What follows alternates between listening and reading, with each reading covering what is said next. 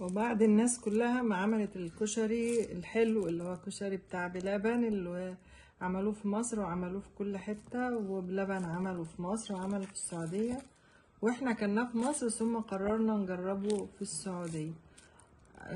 انا خدت معلقة قبل ما اطلع لكم، فالحقيقة انا حسيت ان في فرق في الطعم بين هنا وبين مصر، معرفش ليه. يعني هما مهتمين قوي هنا ان يطلعوا المنتج كويس، يعني لا انا حسيت ان الجودة هنا غير هناك.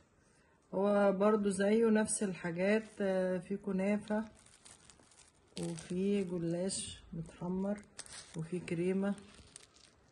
دي الكنافة ودي المانجا، وفي الجلاش مش باين حقيقي، مش عارفة هو في رز بلبن ولا لا. ثانية واحدة انا هدوق واقول لكم. هو في رز بلبن كمان. وادي المانجا. الجلاش هنا باين اهو، جلاش متحمر وكنافة. احنا جبناه بالكنافة، بس في حد من الولاد خد بالنوتيلا، بس الحقيقة هو نسفه قبل ما نلحق نصوره يعني.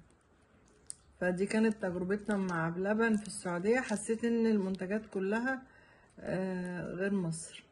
هنا الجودة اعلى، على الرغم من ان هنا مثلا 12 ريال 20 ريال 25 ريال كده يعني.